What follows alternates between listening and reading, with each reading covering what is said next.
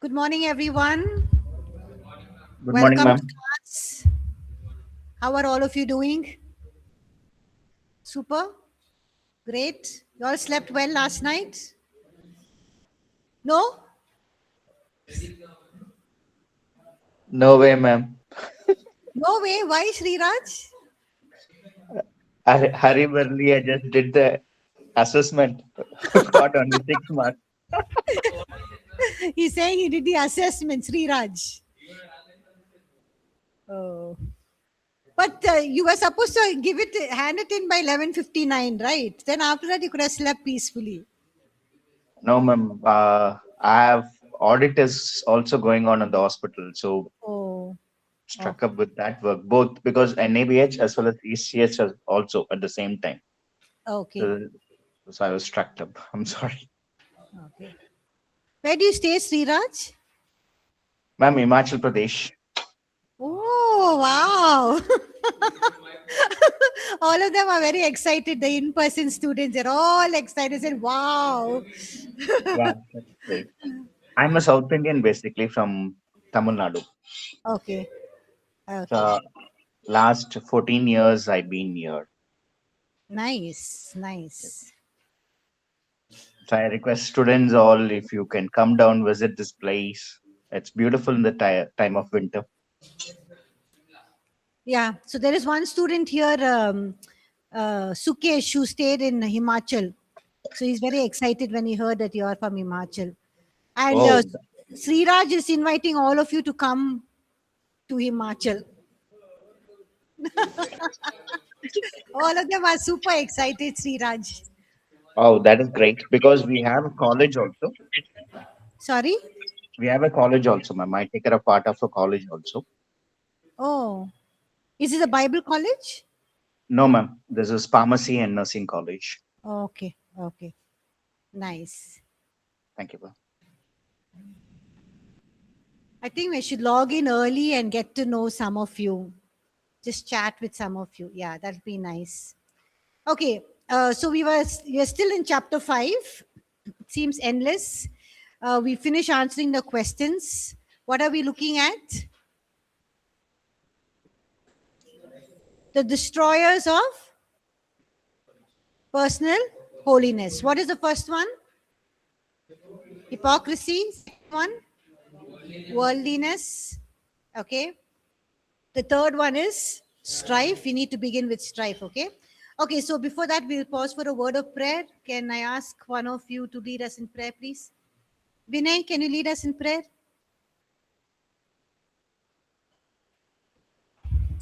Lord, we thank you for this day. Thank you for adding one more day in our lives. Lord, as we are studying about holiness, O Lord God, give us more clear revelation of your holiness and also help us to reproduce that holiness in our lives, O God, Father. In Jesus' name we pray. Amen. Amen. So strife is another issue which is a destroyer of our personal holiness. Out of strife, we act contrary to holiness. So can someone please read Hebrews 12:14, please? Hebrews 12:14. Pursue peace with all people and Please use the holiness. mic. Oh, you're using the mic? Okay, sorry. So sorry. Pursue peace with all peoples and holiness, without which no one will see the Lord. Yeah, without which no one will see the Lord. So it says, pursue peace with some people, people who are nice to you, good to you, all people, and holiness, without which no one will see the Lord. Okay. So in the same chapter, in Hebrews chapter 12, we are taught about God's discipline that produces holiness in us. So the writer of Hebrews continues to address other areas that could affect our of holiness. And so he's saying one of the areas that affects our walk of holiness is that if you're not in peace with people. Okay, so we must walk in peace with all people, as well as holiness, implying that strife can disturb our walk of holiness. The fourth one is giving priority to natural desires. Okay, So when we give priority to natural desires, it can also destroy holiness. We'll look at one example. We'll go back to Hebrews chapter 12, verse 16. So can somebody read Hebrews 12, 16, please? Lest there be any fornicator or profane person like Esau, who for one morsel of food sold his birthright. So who's the example given here? Esau, right? What did Esau do? He sold his birthright for what? For us to Yes, for just a momentary need for food, right? He was very, very, very, very hungry. But just because of that hunger, for just one morsel of food or one bowl of food, for momentary need for food, he was willing to give up his entire inheritance, his birthright. He was willing to give up his birthright, and all that came to him as a result of that is his inheritance. So Esau is an example here of an immoral or an unholy person. So look at how the Bible talks about him.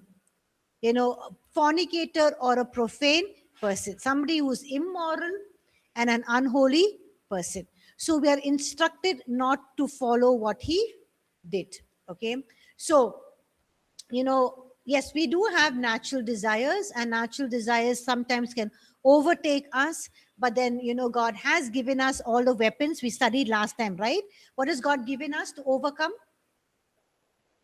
Huh? Word of God. Word of God. What else He's given us? The blood of Jesus. Last week, what did we study? What has God given us?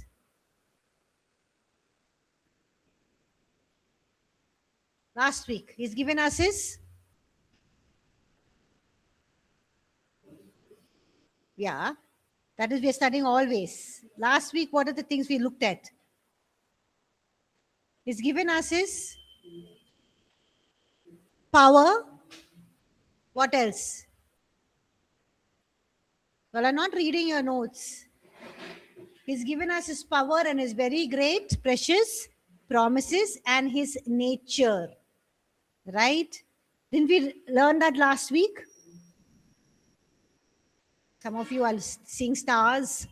Anyways, okay. So He's given us everything that we can overcome our natural desires. Okay.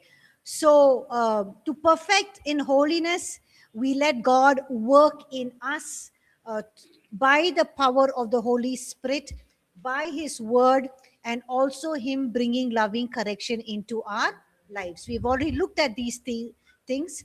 We perfect in holiness when we let God work in us by His Spirit and His word, and by Him, bringing loving correction into our lives. So we respond by consecration. What is consecration? Huh? What is Set consecration? apart. Set Set apart. apart. Okay. Yielding, total submission, total surrender. So consecration is basically making choices that are aligned to His work in our lives. We are yielding, or we're submitting, or making a choice to aligning our will to in our lives to His will and to His purposes. And so we also pursue godliness, and when we do that, we know that holiness is from inside out. So when we pursue godliness, God works in us and it is seen from inside out. And so we can guard ourselves against all of these things that can destroy the holiness in our lives. Okay. So even as we looked at these things that destroy the holiness in our lives, we also know that God has given us His word, the Holy Spirit, and other people He can bring loving correction into our lives. He's also given us His very precious and great promises, His power, His nature in us. And so we can live lives that can overcome these destroyers of our holiness. And we can do that only when we respond in consecration, when we consecrate ourselves, when we make a choice that that we are aligned, when we consecrate ourselves, when we make a choice that are aligned to his work in our lives, and when we pursue godliness, all of these things guard against the destroyers of holiness. Okay, now 3 areas that we can compromise holiness. Okay, let's read 1 John chapter 2 verses 15 to 17. What are the 3 areas that compromise holiness? 1 John chapter 2 verses 15 to 17. Do not love the world or the things in the world. If anyone loves the world, the love of the Father is not in him. For all that is in the world, the desires of the flesh and the desires of the eyes and pride, pride in Pride of life. pride in possessions is not from the Father, but is from the world, and the world is passing away along with its desires. But whoever does the will of God abides forever. Amen. So here we see that scripture speaks of 3 areas. What are the 3 areas that we can compromise holiness? The lust of the eyes, the lust of the flesh, and the pride of life. Okay. So the lust of the eyes relate to what? Attractions, our imaginations, okay, our thoughts, and the lust of the flesh relates to food, sleep. What else? Lust of the flesh basically relates to bodily desires. Okay, greed, lustful passions, sexual passions. Okay, even can be food and can be sleep. Okay, and the pride of life, money, influence, control, yes, status, exaggeration. Okay, and what does 1 John chapter 2 say about these things? This is from where? Is this from the Father? It's from the world. It's not from the Father, but from the world. So what should we do against these things? What should we do? Against the lust of the eyes, the lust of the flesh, and the pride of life, what should we do? We should cleanse from it, and we need to leave our former. Okay. We should cleanse ourselves. We should purify ourselves. What else? Is there a war happening between the lust of the flesh, the lust of the eyes, and the pride of life, and our spirit-filled nature? Is there a war? Yes. So what should we do?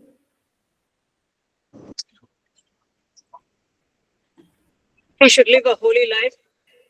Okay, how do we live a holy life in these areas? There's a war happening between the flesh, the eyes, the lust of the eyes, the lust of the flesh, and the pride of life, and our spirit man. So is there a battle? There's a war. So what do we do? Overcome the battle, as simple as that. We wage war. That means we fight against it, and we use the weapons of warfare that God has given us. Has God given us any weapons of warfare? Yes. So we use that to wage war against it. Okay. Now, 5 lifestyle practices to perfecting holiness. What are the 5? First one, living with reverence and fear of God. Okay. Second one, living with vigilance. What is vigilance? Being alert. Yes. Being alert, being watchful, being cautious. What should we be vigilant about? Or who should we be vigilant about? The schemes of the enemy. Yes, the schemes of the enemy. Yes. Yes, we need to be even vigilant about our own fleshly desires, because James says that when we are tempted, but when are we drawn away into temptation? When we yield to our own desires. Okay, we are drawn away, and we fall into sin and eventually death. Okay, what is the next one?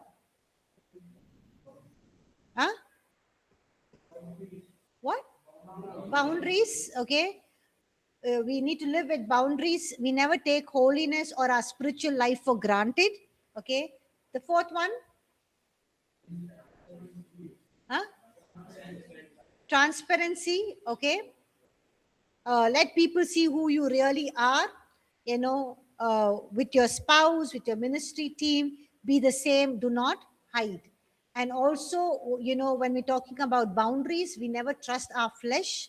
The moment we think we are very strong, we can fall in that very same area, right? So we need to always keep ourselves vigilant, because the more we trust in our own flesh, or the moment we think that we are strong, we can fall. Okay. We also need to live with transparency. That means we need to be accountable to somebody, whether it's our spouse, our parents, if you're not married, your some mentor or somebody. You can be transparent to, do not hide. Okay. The next one, live with humility and accountability. Okay. That means what? Live with humility and accountability means what? Humbled for what? To people when? When we serve, only when we serve? Ministry? Here is humility and accountability means what? Should be humble when people are correcting you, right? Teachable, that you're willing to receive correction, and you are humble enough to receive correction, and you're accountable to them. If we live like this, we can overcome what destroys holiness. Okay. So any questions on this chapter 5?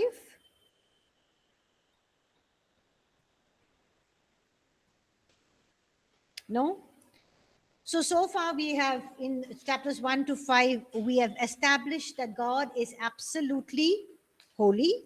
Okay. Holiness is the attributed,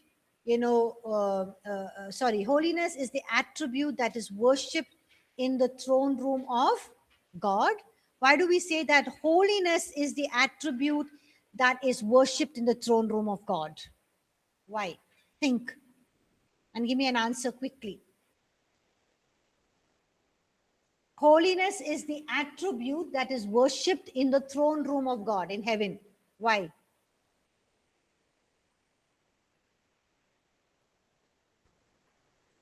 You're looking at me like as, come on, think. What is happening in heaven now? He is holy, ma'am. Okay. What is happening in the The, throne room now? the angels sing holy, holy, holy. Yes. What are the angels doing? They're crying out, holy, holy, holy is the Lord God Almighty. The holy, holy, holy is God of hosts. Okay. And so we see that holiness undergirds every other facet of his being. We already saw that, right? His love is holy, his goodness is holy, his compassion is holy. So we already looked at this in the previous chapters, that holiness is a very core attribute of or nature of God, and out of that flows all of his other nature or attributes. Okay. And we also saw that God will never act or speak, in contradiction to his holiness, right? Even his love is holy, his goodness operates within his holiness. His compassion is holy, his justice is holy, his righteousness is holy, his judgments are holy. So we see that holiness adorns everything that is about God or belongs to him. That means everything that is of God is holy, right? So we also learn that God is our sanctifier. That means he reproduces his holiness in us and he reveals it through us. Okay. And we looked at what is the name for sanctifier we studied? Jehovah Mikadesham. Okay. Jehovah Mikadesham means what? The Lord is the one who sanctifies. So we also saw that sanctification comes from where? Where are we sanctified? Where is the work finished for us? The sanctification work? Cross. Sanctification also comes from what else sanctifies us? The word of God, yes. The blood of Jesus. What else sanctifies us? Or who else sanctifies us? We saw the cross, the word, Holy Spirit, and divine discipline. Okay, that God has placed, and people that God has placed in our lives. So we saw so far that God works His holiness in us, but what does He require of us? God works His holiness in us. He's finished the work of holiness on the sanctification on the cross. He's given us His righteousness. He sanctifies us, but what does it require of us? What is our part? Huh? What should we do? Yes, He has set us apart, but what should we do? So, what do we do with God? God has done His work. What should we do? What should we do? We should walk in Him. Okay. Walk in Him.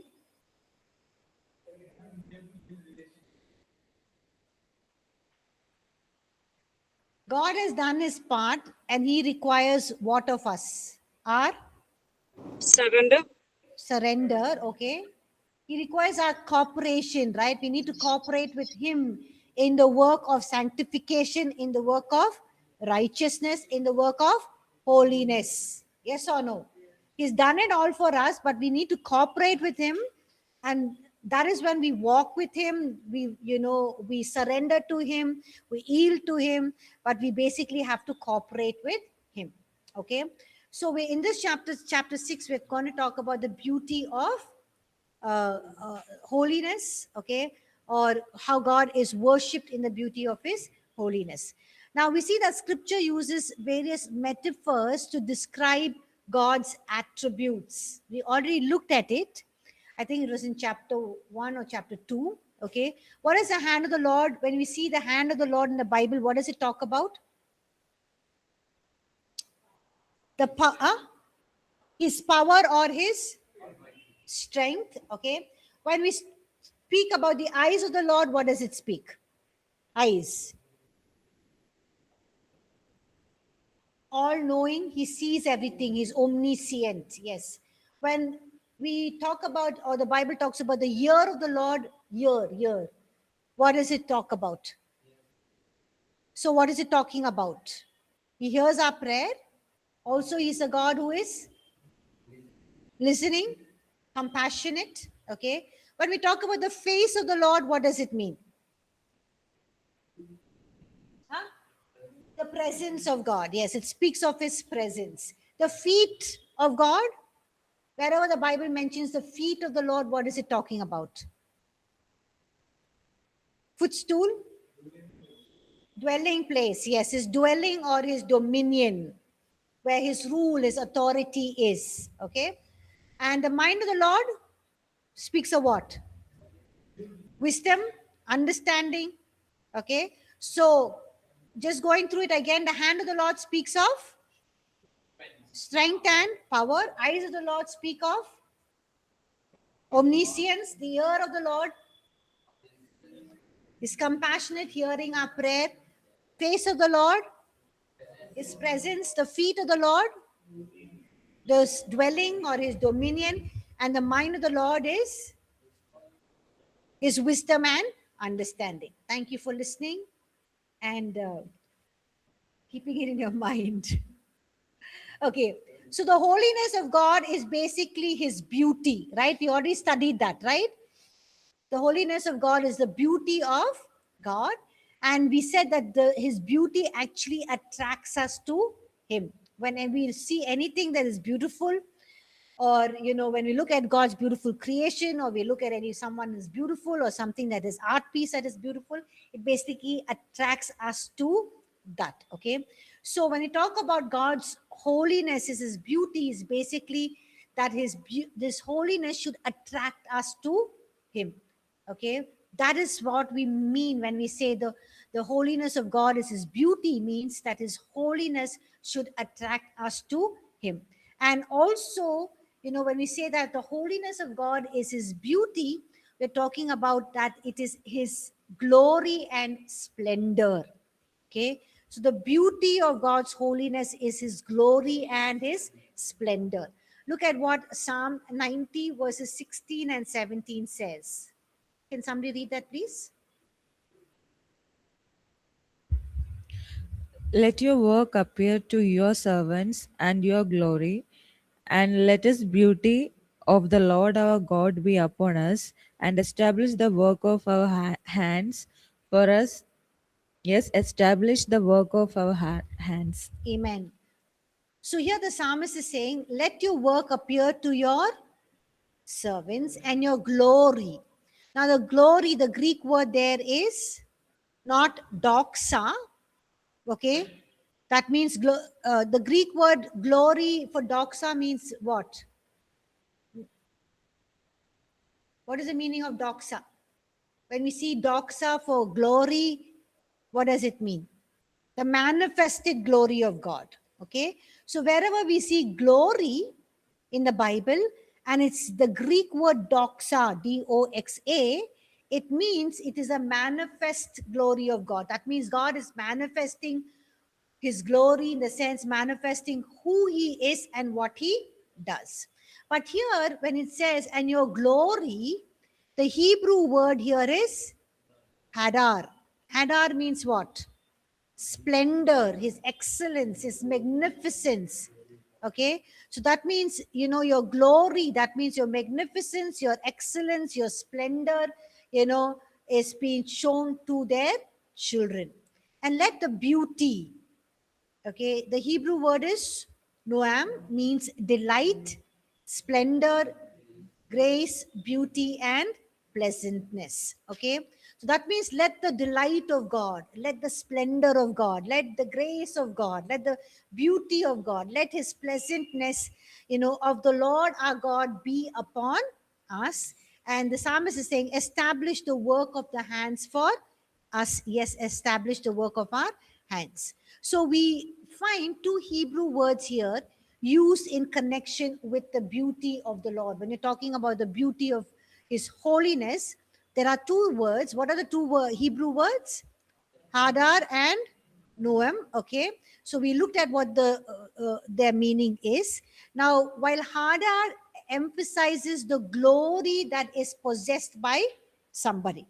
Okay, so basically the Greek word hadar, glory, means glory that somebody possesses in themselves. Okay, but Noam emphasizes its effect on those who see that glory.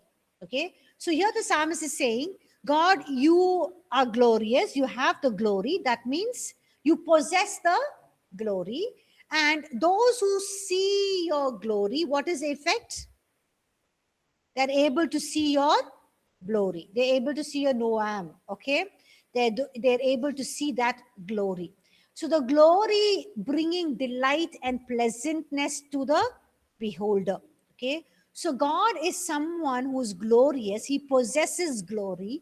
He possesses holiness. He possesses the beauty of holiness. And when we, his people, see his glory, it brings about delight in us. It brings about pleasantness. We are able to see his glory and his beauty that is in God. Okay, so the glory bringing delight and pleasantness to the beholder. Okay, so both these are used in reference to the beauty of God. Okay, now in Psalm 90 verse 16 and 17, Moses is praying that God's beauty be seen upon his people. Okay, now we know that holiness is God's beauty expressed. What is holiness? Holiness is the beauty of God that is expressed. Okay, which means holiness in our lives will cause God's beauty and his glory to be expressed through us. Amen. Okay, now holiness is God's beauty which is expressed, And if God's holiness is in us, his holiness in our lives will cause God's beauty and his glory to be expressed through us. Isn't that beautiful? Yes, right? And it says here, let your work appear to your servants and your glory to their children, and let the beauty of the Lord our God be upon us and establish the work of our hands. So in Hebrew, glory is reference to greatness or excellence, and beauty refers to what is seen by the beholder, and glory is what God is, and beauty is what is seen of his glory. So the prayer here is, or we can pray and say, God, let your greatness be revealed and let your beauty be seen upon us. So we can pray that, God, let your greatness be revealed in and through me, and let your beauty be seen upon us as a church or as an individual. Okay. Now, since holiness is the beauty of God, when we walk in holiness, his beauty is revealed through us. Okay. So our holiness expresses what? When people are able to see his beauty in us, our holiness is basically expressing what? Our holiness is expressing what in this context? Come on, look at it. What are we looking at? There are two words that we looked at. When his holiness is seen through my life, what are people able to see? Huh? His glory. Yes, thank you. When people are able to see his glory, right? So when God's beauty is seen through us, or God's beauty is revealed through us, people are able to see his glory in and through us. So our holiness expresses what? Our holiness expresses what? His glory. Yes, our holiness expresses his glory. So this should be our desire. Say, Lord, let your work, your glory, your holiness be seen in and through my life. Amen. You can pray that and say, God, this is my desire. Let your work, let your glory, and let your holiness be seen in and through my life. Okay. Now we'll talk about worship in the beauty of holiness. Okay. Now scripture commands us to worship the Lord in the beauty of holiness. Okay. So true worship takes place when? True worship takes place when? In this context. True worship takes place when? The beauty In the of beauty of his holiness. Amen. Yes. When we worship God in the beauty of his holiness. So true worship takes place in holiness. Okay. So how do we know that we are, that there is the beauty of God's holiness when we are worshiping? Or there is true worship, we are saying that true worship takes place in the beauty of holiness. How do we know that the beauty of holiness is there when we are worshiping God? Come on, think on what we have said so far. by his glory. Yes, when his glory is revealed. When his glory is revealed. How is his glory revealed? How is his glory revealed? When we are holy. And how do we know we are holy, or how is the beauty of his holiness revealed through us when we worship? What are the two important things about the glory of God we talked about? The glory of God, the manifest glory of God means what? Yeah, the Greek word is doxa, but what does it mean? Huh? Manifesting the glory of God means what? Two things. Who he is and what he does. So how do we know that my worship time or the worship that is happening is basically reflecting the beauty of his holiness? Or how do I know that as a worship leader or as a person who's participating in worship, that the beauty of God is being manifested? How do I know?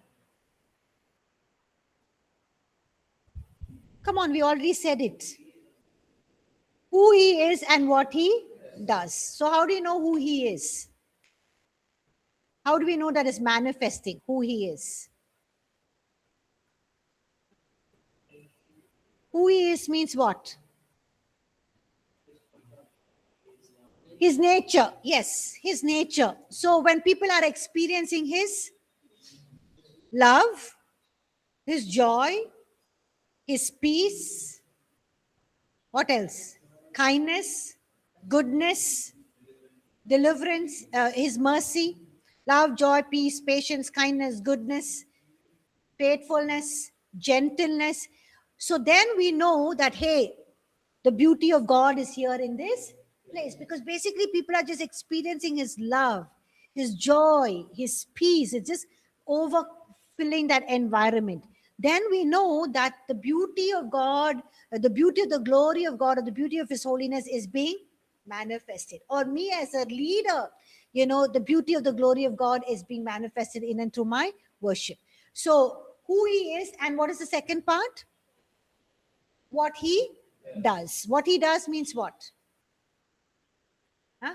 Deliverance, healing, his works. What are his works? Deliverance, healing, salvation, yes. Huh? Sorry? Restoration, breakthroughs. So when all that is happening and you can see it, it's very evident, we know that we are worshiping God in the beauty of holiness. And I'm also, as a leader, as a worshiper, I'm manifesting the beauty of his holiness. You're able to understand? So rich, so important, and so beautiful. Yes or no? Yes, the worship. What is worshiping in the beauty of holiness? Okay. So true worship takes place in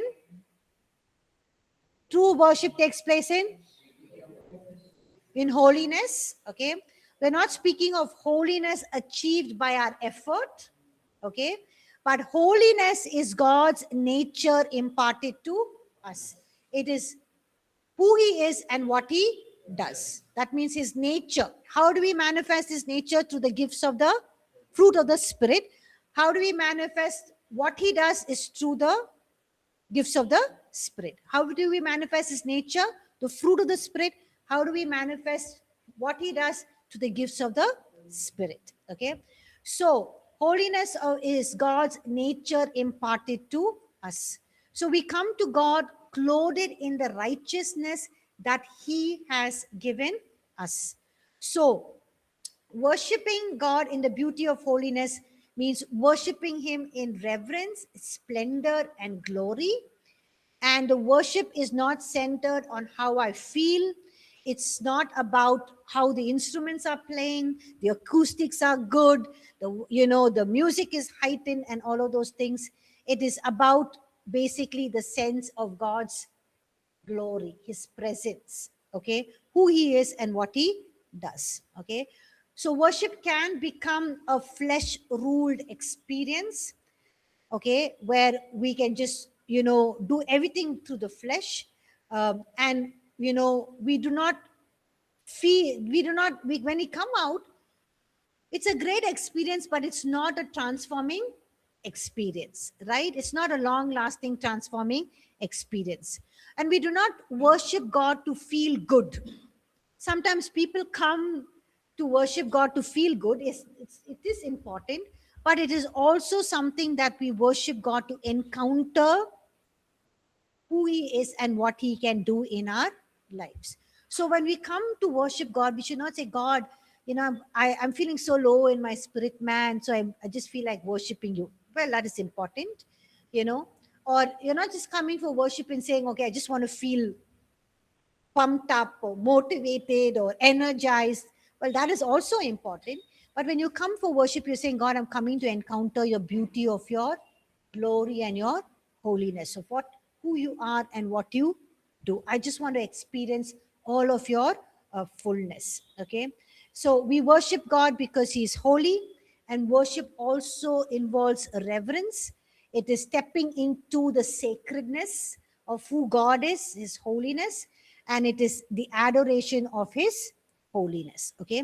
So look at First Chronicles chapter 16, verse 29. Can somebody read that, please? First Chronicles chapter 16, verse 29. And Someone when- else can read Psalm 29, verse 2. And someone else can read Psalm 96, verse 9. And 2 Chronicles 20:21. Yes, Second Chronicles 16, 20. First Chronicles 16, 29, 16:20. please. Give to the Lord the glory due his name. Bring an offering and come before him. O worship the Lord in the beauty of holiness. Yes. Worship the Lord in the beauty. That means the Hebrew word is here hada. That means in his glory, his splendor, his excellence, his magnificence. Okay. Psalm 29, verse 2. Give unto the Lord the glory due to his name. Worship the Lord in the beauty of holiness. Yes. Worship the Lord in the beauty of holiness. That means, again, in the glory of his holiness. That means is on, give him the honor, the splendor, the excellence, the magnificence. Psalm 96, verse 9. O worship the Lord in the beauty of holiness, tremble before him, all the earth. Yes. So here in all of these references, the word beauty is basically not noem, that's not we experiencing the beauty of God, but it is the Hebrew word hada, that is glory. That means worship the Lord in the glory of his holiness, or the glory or the beauty of his holiness. Okay. So true worship takes place in holiness and in the beauty of his holiness. That means in the glory of his holiness. Okay. So God is most holy. He is clothed in holiness. Everything about him and around him is holy. So we need to worship. So the worship of the most holy one can only take place in holiness. Anything offered up to him outside holiness will not be acceptable to him. Amen. Okay. So the righteousness that God has given us, or the righteousness that we have, the holiness we have, is what is he has worked in us, what he has bestowed upon us, what he has given to us, and we stand in this. We stand in this righteousness and holiness that he has bestowed or clothed or given to us, and this alone, is what we need to offer to him our worship. Okay.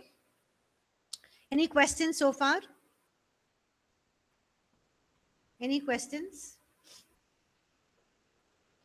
Okay, we said that worship is the adoration of his beauty. Second Chronicles chapter 20, verse 21. Can somebody read that, please? Second Chronicles chapter 20, verse 21.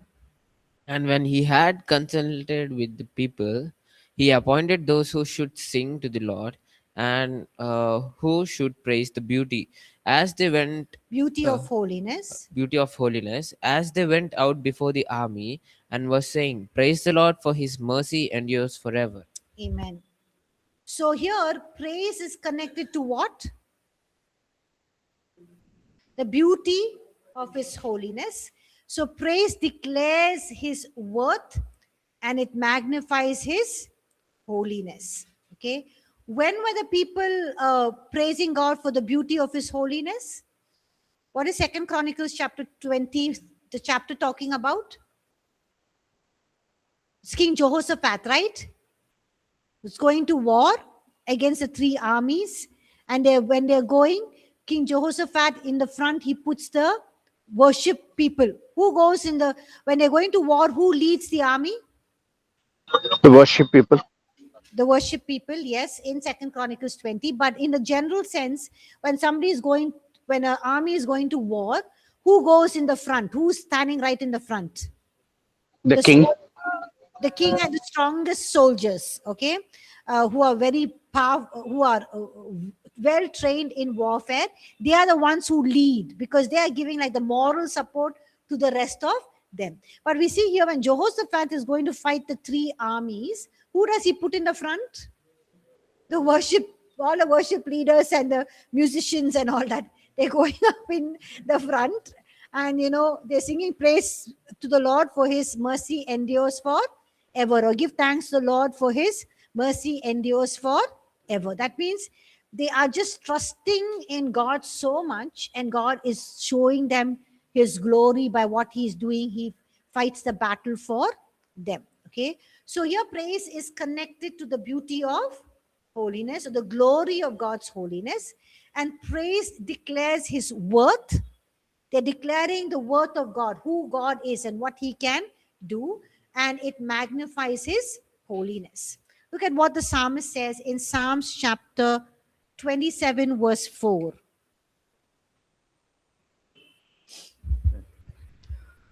Psalms 27 verse 4. One thing I have desired of the Lord, that will I seek, that I may dwell in the house of the Lord all the days of my life, to behold the beauty of the Lord and the inquire in his temple. Yes. Here the beauty is talking about what? Not the glory of God, like all the other verses we saw. Here the beauty is talking about, yes, us beholding the glory or the beauty of his holiness or his glory. So the psalmist says, what is he desiring? To behold or to dwell the beauty of the Lord. That means he says, God, I desire to look at your glory.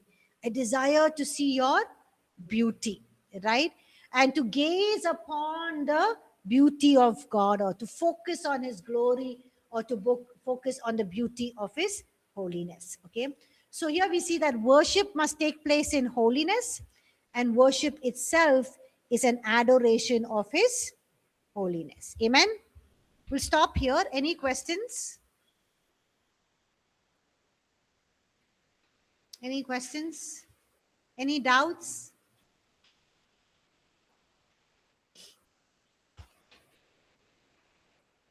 No questions, doubts?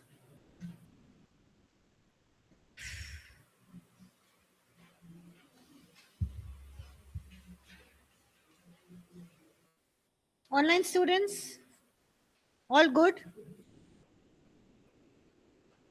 Okay. If all is good, then we'll end class here. Thank you all for joining class. Have a blessed day and the rest of the week, and I'll see you next Tuesday. Thank you. Thank you, Pastor. Thank you. Thank you, ma'am. Bye, everyone.